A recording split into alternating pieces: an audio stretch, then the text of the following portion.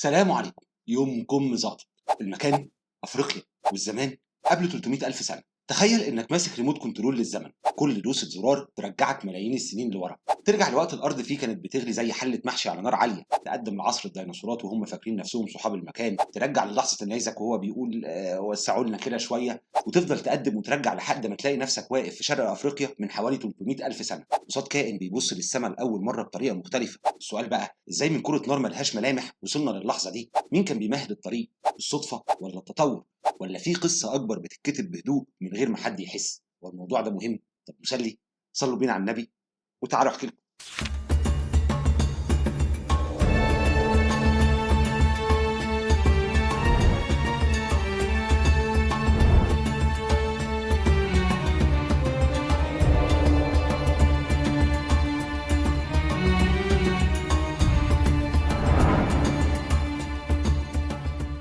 خلينا الأول نعرف المصطلحات اللي هنستخدمها. البيج بانج الانفجار العظيم هي النظرية اللي بتقول إن الكون بدأ من حوالي 13.7 ل 13.8 مليار سنة. السولار سيستم النظام الشمسي ده الشمس وكل الكواكب اللي بتلف حواليها. الإيرث فورميشن نشأة الأرض، تكون كوكب الأرض من حوالي 4.5 مليار سنة. والجيولوجيكال تايم سكيل السلم الزمني الجيولوجي هو تقسيم تاريخ الأرض لفترات زي البري كامبريان والباليوزويك والميسوزويك والسينوزويك. الايفولوشن التطور التغير التدريجي في الكائنات الحيه عبر ملايين السنين، ولو التفاصيل دي عايزها بالحته عندنا العصور الجيولوجيه، روح شوفهم وارجع لي مستنيك. طيب تخيل معايا المشهد من حوالي 4.6 مليار سنه مفيش ارض، في سحابه غبار كوني بتلف حوالين شمس لسه موجوده، والغبار ده يبدا يتجمع ويخبط في بعضه ويولع وينصهر ويطلع لنا كوكب شكله اقرب لجهنم من اي حاجه صالحه للحياه. الارض في بدايتها ما كانتش الكوكب الازرق، كانت كره حمم مطر نيازك شغاله 24 ساعه والجو سام. لو حد كان قرر ينزل يتمشى ساعتها كان هيتبخر قبل ما يقول يا ساتر. السؤال هنا ازاي من الفوضى دي طلعنا احنا؟ النظريه العلميه بتقول ان بعد ملايين السنين من التبريد بدات القشره الارضيه تستقر وبخار الميه يتكثف وظهرت المحيطات، ومن حوالي 3.5 ل 3.8 مليار سنه ظهرت اول اشكال الحياه، البروكاريوتيك سيلز، الخلايا البدائيه، كائنات مجهريه بسيطه جدا لا عقل ولا طموح. لكن هنا بيظهر اول اعتراض. في ناس بتقول ازاي الحياه تطلع من ماده غير حيه؟ ده اسمه الابايوجينيسيس، التولد التلقائي للحياه، ولسه لحد النهارده ما عندناش نموذج كامل بيشرح اللحظه الاولى دي بشكل قاطع. يعني عندنا فرضيات زي تجربه ميلر يوري في سنه 1953 واللي حاولت تحاكي الغلاف الجوي البدائي وطلعت احماض امينيه، بس ده مش معناه اننا خلقنا حياه في المعمل، فرق كبير بين وحده وكائن حي. طيب هل ده يهز السرد العلمي كله؟ لا، العلم بيقول في فجوه، ودي منطقه بحث مفتوحه، يعني مش عارفين يبقى مفيش، لكن برضو مش عارفين 100%. نعدي ملايين السنين ونخش على حقبه الباليوزو، الحياه القديمه، بتفجر الحياه في البحار، اسماك ومفصليات ونباتات تطلع على الارض لاول مره، وبعدين انقراض جماعي اكبرهم في نهايه العصر البرمي من حوالي 252 مليون سنه. 90% من الكائنات البحريه راح. حد ممكن يسال هو الكوكب ده عنده مشكله التزام؟ كل ما الحياه تزدهر بوم ريست، تقدر تقول كده. نخش بعدها على الميسوزويك، عصر الزواحف، الديناصورات تحكم الارض حوالي 160 مليون سنه، 160 مليون سنه سياده كامله، وبعدين نيازك تاني 66 مليون سنه فاتوا والديناصورات تقول باي باي. الانقراض ده فتح الباب لثدييات صغيره كانت مستخبيه في الظل. ندخل على السينوزويك، عصر الثدييات، المناخ يتغير والقارات بتتحرك وسلاسل جبال بتتكون والكره الارضيه تعيد تشكيل نفسها كانها بتهيأ مسرح. لكن خلينا نكون منصفين، في اعتراض فلسفي هنا. هل كل ده تهيئه مقصوده ولا احنا بنبص لورا وبنقول ده كان لازم يحصل علشان نطلع؟ ده اسمه الانثروبيك برنسبل، المبدا الانثروبي، فكره ان الكون شكله مناسب لوجودنا لاننا ببساطه موجودين، مش شرط العكس. يعني هل الارض اتخلقت علشان الانسان ولا الانسان طلع لانه اتاقلم مع الارض؟ السؤال مفتوح والاجابات بتعكس زاويه النظر اكتر ما بتعكس حقائق النهائيه، لكن المؤكد انه من 4.5 مليار سنه لحد حوالي 7 مليون سنه فاتوا مفيش انسان. حياه بتظهر وتنقرض، تغير وتتطور لحد ما الظروف بدات تتحول بطريقه غريبه شويه، المناخ بيبرد والغابات بتتراجع ومساحات عشبيه مفتوحه تبدا تنتشر. وهنا من حوالي 7 ل 5 مليون سنه فاتوا وفي شرق افريقيا تحديدا كان في كائن واقف بين عالمين، لا هو قرد كامل ولا هو انسان. ومن اللحظه دي هندخل على السؤال الاهم، ازاي البيئه نفسها مهدت لظهور الكائن اللي هيغير تاريخ الكوكب كله. احنا اتكلمنا عن الارض قبل الانسان، عن النار والحمم والانقراضات الجماعيه والاصطدامات الكونيه اللي كانت بتتعامل مع الكوكب ده كانه ملعب تجارب، وقلنا في الاخر طيب بعد كل ده امتى المكان بقى مؤهل لظهور كائن زينا؟ لو رجعنا بالزمن لحوالي 7 ل 5 مليون سنه فاتوا، شرق افريقيا بدات تتغير، الغابات الكثيفه اللي كانت مغرقه المنطقه بدات تنكمش وبدلها ظهرت مساحات مفتوحه، سافانا ممتده لحد ما عينك تشوف. السؤال هنا هل ده مجرد تغيير مناخي عادي ولا ده اعداد مسرح لظهور الانسان؟ النظريه المشهوره بتقول انه لما الغابات قلت الكائنات اضطروا ينزلوا من على الشجر، الغابات الكثيفة المشي على 4 كويس، لكن في أرض مفتوحة لازم تبقى شايف الأسد قبل ما الأسد يشوفك. فالوقوف على قدمين البايبيداليزم كان ميزة، رؤية أبعد، توفير طاقة في المشي لمسافات طويلة، إيدين فاضيين للشيل. بس هنا يطلع صوت معارض ويقول لك استنى بس، في قرود بتقف أحيانا في الغابة ومفيش حد قال إن السافانا شرط للوقوف، وفي حفريات بتشير إن بعض أوائل الهومينينز كانوا لسه عايشين في بيئات فيها شجر. يعني إيه؟ يعني القصة مش أبيض وأسود، مش مجرد الغابة اختفت فبقينا بني آدمين. ومن حوالي 2 مليون سنة مع بدايات جنس الهوموس نلاحظ زيادة في حجم المخ. النظرية هنا بتقول إن الحياة في بيئة مفتوحة غير مستقرة، حرارة وجفاف وموارد متغيرة، خلت البقاء للأذكى، اللي يعرف يخطط ويصطاد ويتعاون هو اللي يكمل.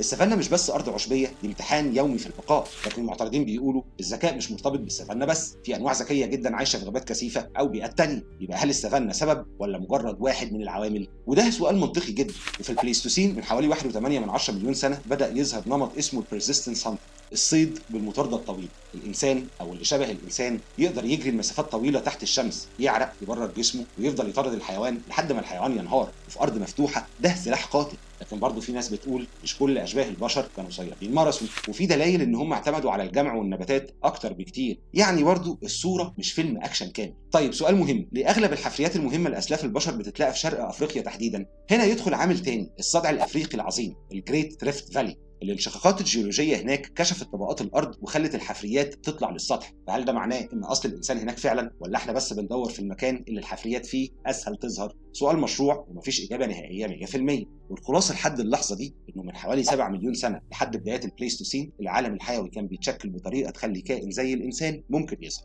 مناخ بيتغير، بيئات مفتوحة، ضغط بيئي، تنوع حيوي، تجارب تطورية كتير. بس خد بالك من حاجة مهمة جدا، كل ده بيتكلم عن كائنات بشرية من الناحية البيولوجية، عظم، مخ، أدوات حجرية. لكن السؤال، هل كل كائن بيولوجي شبهنا يعتبر إنسان بالمعنى الكامل؟ ولا في فرق بين الهومو سيبينز كنوع والإنسان ككائن مكلف عاقل في الرواية الدينية؟ احنا كنا بنتكلم عن كائنات بيولوجية عاشت من 7 مليون سنة لحد البليستوسين، وقلنا دول من الناحية العلمية هومينينز وهوموس. وقبل ما نغوط نعرف المصطلحات. الهومو سيبينز الإنسان العاقل تشريحيا ده نوع بيولوجي ظهر حسب الأدلة الأحفورية اللي عندنا من حوالي 300 ألف سنة. آدم في التراث الإنساني هو أول إنسان مكلف، اتخلق خلق مخصوص واتنفخت فيه الروح. الجينيالوجيز سلاسل الأنساب هو تسلسل الأجيال المذكور في الكتب المقدسة لتحديد الزمن من الخلق. أول حاجة، هل النصوص الإسلامية قالت إن كان في بشر قبل آدم؟ الإجابة الصريحة، القرآن لم يذكر إطار زمني محدد قبل خلق آدم، ولا قال صراحة إن كان في بشر قبله. لكن في بعض أقوال المفسرين عبر التاريخ زي بعض الروايات المنسوبة لأبو هريرة أو غيره في إشارات لوجود كائنات سكنت الأرض قبل آدم. أحيانا يقال إن هم الجن، وأحيانا روايات ضعيفة تسميهم النسناس أو كائنات شبيهة بالبشر. طيب هل دي نصوص دينية قطعية؟ لا، معظمها إسرائيليات أو روايات غير ثابتة، يعني ما ينفعش نبني عليها عقيدة.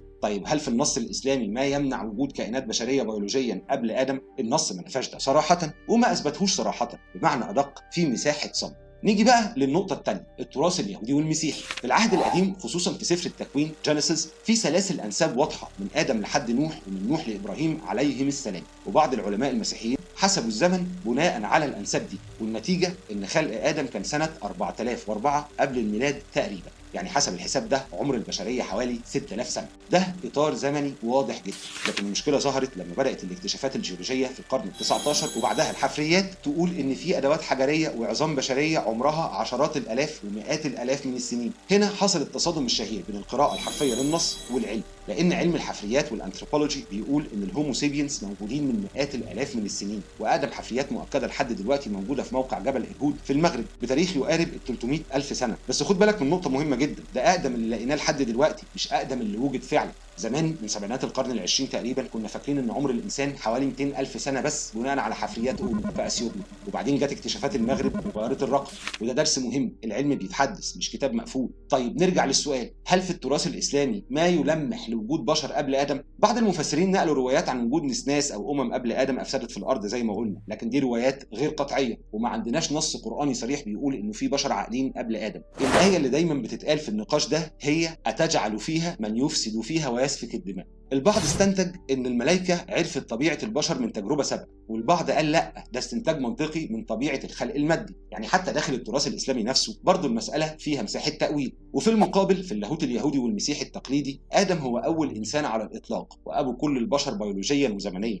وده اللي بيخلي اي دليل علمي على وجود بشر اقدم من 6000 سنه مشكله مباشره. لكن في مدارس لاهوتيه حديثه ظهر طرح مختلف. ادم مش اول كائن بيولوجي شبهنا، لكن اول انسان دخل في علاقه عهد ومسؤوليه مع الله. يعني في فرق بين انسان بيولوجي وانسان مكلف اخلاقيا. الفكره دي بتحاول تعمل جسر بين العلم والنص. طيب سؤال مهم، لو في هومو سيبينز عاشوا من 300 ألف سنة، هل دول كانوا بشر كاملين زينا ولا كانوا مرحلة انتقالية؟ الحفريات بتقول إن هم تشريحيا قريبين جدا مننا، لكن الثقافة، اللغة المعقدة، الرمزية الدينية، أقدم الأدلة الواضحة على سلوك رمزي وفن دفن منظم بترجع لحوالي من 70 ألف ل 100 ألف سنة. يعني حتى داخل النوع نفسه في تطور ثقافي حصل على مراحل. وخلينا نكون صريحين شوية، في 3 مواقف رئيسية في النقاش ده. الموقف الأول رفض كامل للزمن العلمي والتمسك بإطار ال 6000 سنة. لا، مفيش حاجة اسمها بشر قبل آدم. كل الحفريات دي لانواع مختلفه، لكنها مش بشر حقيقيين، او على الاقل مش هومو سيبينز بالمعنى الكامل. لكن المشكله هنا ان الادله الجينيه بتشير ان في تزاوج حصل ما بين الهومو سيبينز والنياندرتال من حوالي 50 ل 60 الف سنه، يعني في تداخل جيني واضح. فهل دول كانوا نوع مختلف تماما ولا قريبين جدا لدرجه التزاوج؟